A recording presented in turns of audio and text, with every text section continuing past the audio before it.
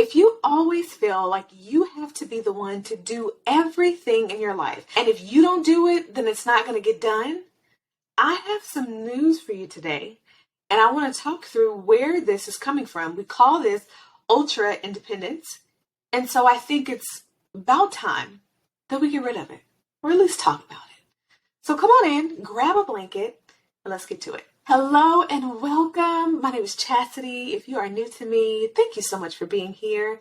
I am a mother, a therapist, and a coach. I'm here creating this content, creating this information and putting out to you because I have a mission to help you manage the challenges and the glories of working and being a mom at the same time and everything that comes with that, right? The balancing act of trying to do, quote unquote, it all, while also taking care of yourself and redefining what you look like in this season of your life without guilt, without overwhelm and burnout, getting rid of these different labels and titles that we've had throughout our lives. So we're going to talk more about ultra independence today.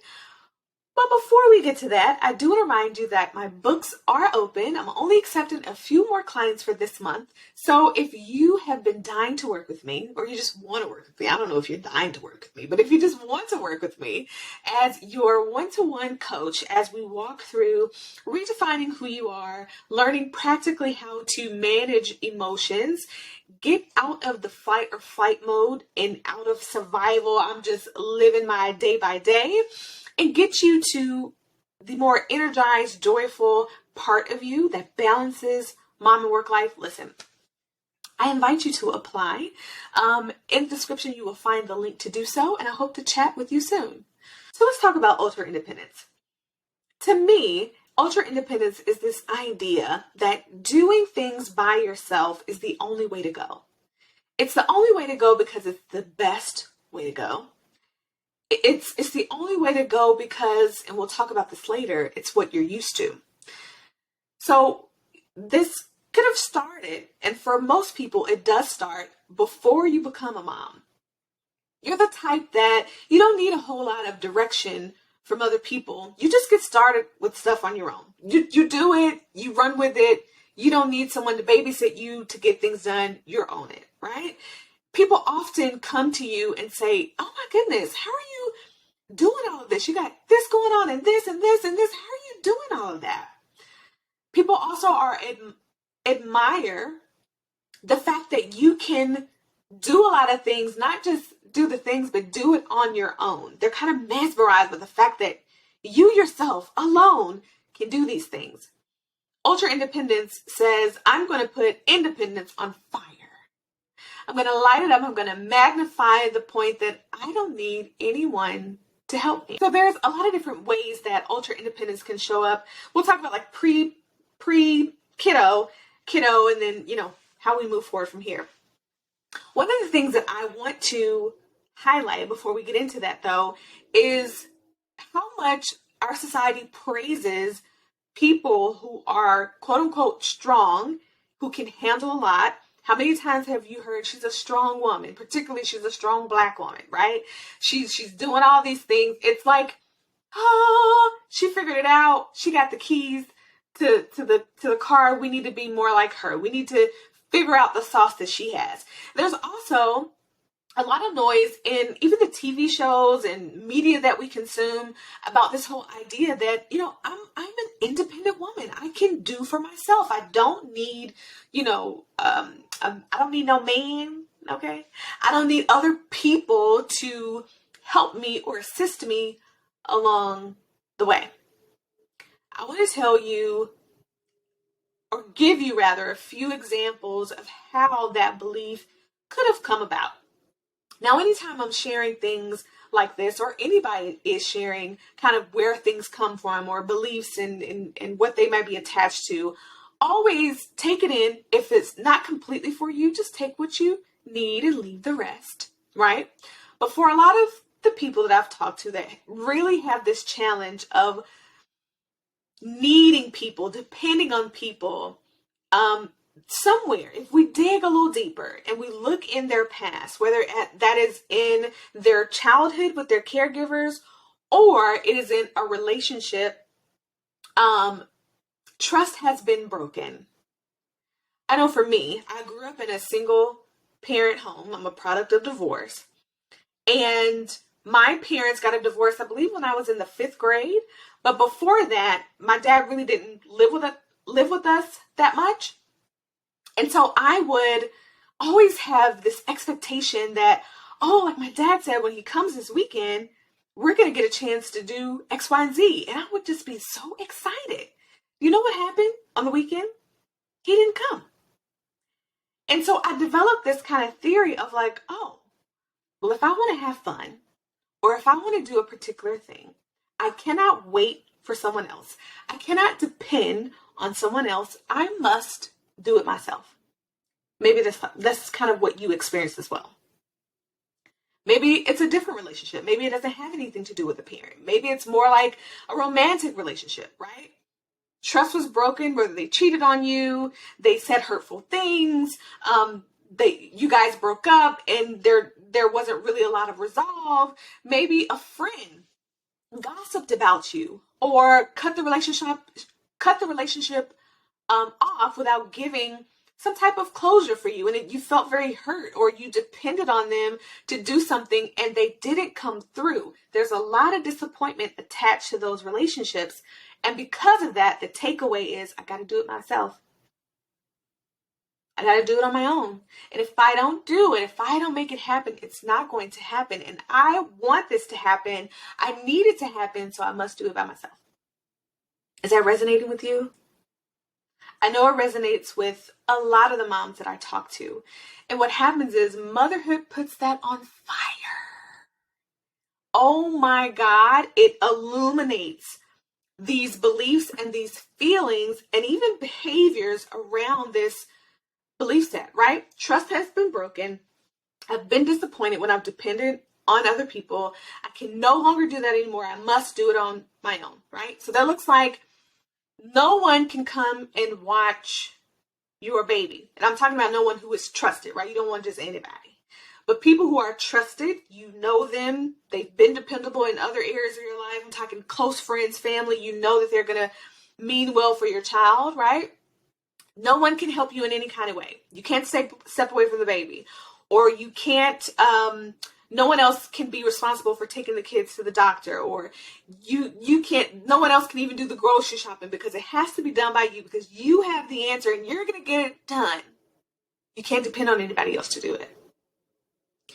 It seeps into every little avenue, even when it comes to intimacy. To be intimate with someone, we're not about to have no sex talk, but when it comes to being intimate, there's a lot of vulnerability in depending on that other person to, help bring you a little bit of pleasure.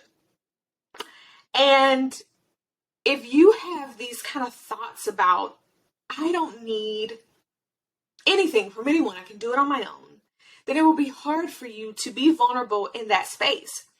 And I've talked to a lot of my friends who work with couples who are sex therapists, marriage and family therapists, and they talk about this dynamic that happens after a child is born inside of the family. It's like sex is off the table. It's very difficult for them to communicate and come together and have that type of intimate relationship that they used to have. And I believe one of the reasons why is because of ultra-independence. Motherhood lights it on fire, and it activates this part of you that says, I don't need you. There's a part of you that maybe wants that connection, like you want the benefits of being connected to that person, connected to having a lighter load. But there's something in you that says, I just can't. And that something is control. Now, I know we think harsh things about control, but control can be one of those things that help you get through those tough moments, right? If you came from a family of divorce, you had no control in that situation. Like I did. I was a kid. I had no control on whether he came or whether he did not. What kind of family, memories that were stored up. I was young. I had no control over it. So what is the opposite of no control? All control. Maybe for you, it's a different example, right? Can't control someone walking out, cheating, mistreating you, talking about you, breaking up the relationship out of nowhere. So what is the opposite of no control? All control. It enters the chat, motherhood, and you're like, yes, this is where I get my revenge. And of course, you're not saying that. And maybe not like concretely thinking that, but maybe internally, just a little bit of whisper like, we got it, girl. We can control it. This sense of control, this desire to control out of this place of ultra independence. Only I can do it. Only I can do it right to get it done. It needs to be done. So it has to be me by myself. This aspect of control will drive you to places that are not healthy. It'll drive you to resentment. Just did an episode related to resentment. It will drive you to depression. It will drive you to overwhelm, burnout, anxiety, stress, all of the things, relationship conflict, even the way you parent. And so I want to bring this up because I've had a lot of experience with, before I started doing therapy with moms, I also saw children. And so in me doing therapy with children, I got a chance to speak to their parents, and I got a chance to learn more about their background and how their parenting decisions were impacting, how their previous experiences were impacting the way that they parented. And a lot of the themes were, it's just me, or I have to do it all. I don't have a lot of support. And so this has to be set up the way that it is. Well, sometimes there was an instance where it's a single mom, she doesn't have anyone in the home that's supporting and helping. And so that was a different conversation. But then in other times, it was just the fact that their way was the way and not just a way. And the idea of letting go of all of the control, because you do need a little control when you are raising, right? You are responsible for them. So there is that element of healthy control, right? But having all of it is what we talked about, releasing. And in what area can you ask for support and delegate this to someone else and, sacrifice this and put this down for a minute so that you have the opportunity to receive help, receive rest, right? And maybe you're kind of in this place as I'm talking, you're like, oh, shoot, that kind of sounds familiar. It sounds familiar to me that I have to be the one to clean because I'm the only one to get it done right. I have to be the one to go shopping because they don't always get the right things. I have to be the one to do the clothing shopping, to set the appointments. I have to be the one to pay the bills. I have to. And I want to ask you why. Is it because that truly is a strength of yours? And if you were to delegate it truly would not be the same. Or is there a part of you that doesn't have trust that if you hand it off to someone else, that it will get done? Is there a part of you that will feel irresponsible if you relinquish that control? Is there a part of you that is fearing disappointment? And so you take it all in and you put it on yourself because you know that there's little room for disappointment because you're in the driver's seat. If that is you, I want to invite you to release that. Now, I know it is not a simple thing to just be like, you know what, I'm going to release my ultra independence today. And you just sit it down like it's, a purse or something. I know it's not that easy.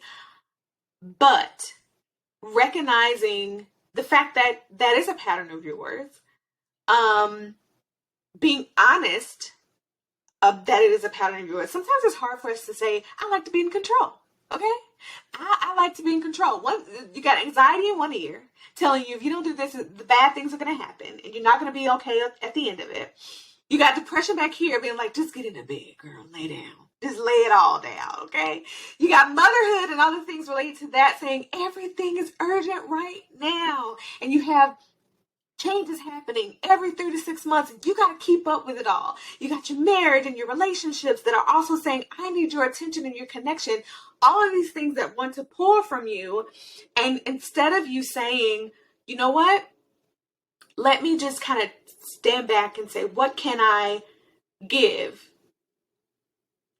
And what do I feel like I have to do because I'm the only one that should be doing it? You know? Think through those areas where your ultra independence is shining. And maybe we don't get rid of all of it today. You know, maybe we make that understanding that today doesn't have to be the last day that you function out of this place of mistrust of the people around you or the fear of disappointment that something's going to go wrong and somehow you'll be responsible because you gave them the task and they didn't get it back to you, right?